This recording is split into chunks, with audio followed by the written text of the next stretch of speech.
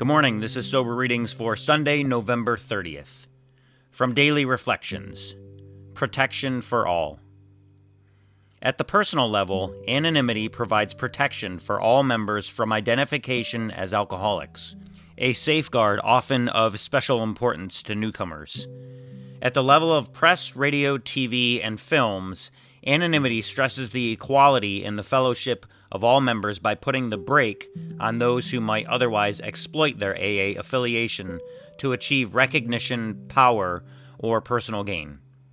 That's from Understanding Anonymity, page 5. Attraction is the main force in the fellowship of AA.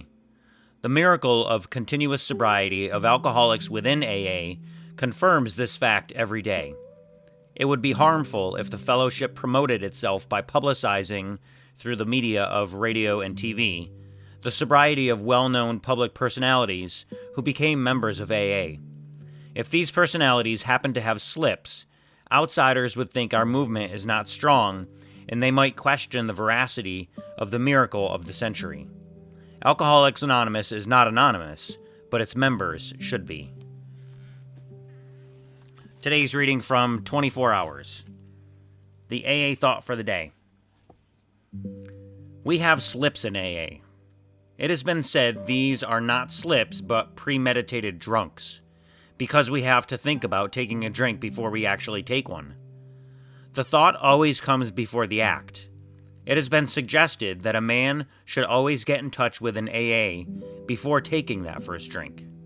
The failure to do so makes it probable that they had decided to take the drink anyway. And yet the thoughts that come before taking a drink are often largely subconscious.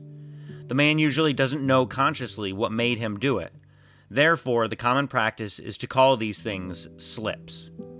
Am I on guard against wrong thinking? The meditation for the day. The eternal God is thy refuge. He is a sanctuary, a refuge from the cares of life. You can get away from the misunderstanding of others by retiring into your own place of meditation. But from yourself, from your sense of failure, your weakness, your shortcomings, whither can you flee? Only to the eternal God, your refuge, until the immensity of His Spirit envelops your spirit, and it loses its smallness and weakness and becomes in harmony again with His. Today's prayer for the day. I pray that I may lose my limitations in the immensity of God's love. I pray that my spirit may be in harmony with His Spirit. And today's final reading is from As Bill Sees It, page 156. Perception of humility. An improved perception of humility starts a revolutionary change in our outlook. Our eyes begin to open to the immense values which have come straight out of painful ego puncturing. Until now, our lives have been largely devoted to running from pain and problems. Escape via the bottle was always our solution. Then, in AA, we looked and listened. Everywhere we saw failure and misery transformed by humility into priceless assets. That's from the 12 and 12, pages 74 and 75. To those who have made progress in AA, humility amounts to a clear recognition of what and who we really are, followed by a sincere attempt to become what we could. And that's also from the 12 and 12, page 58.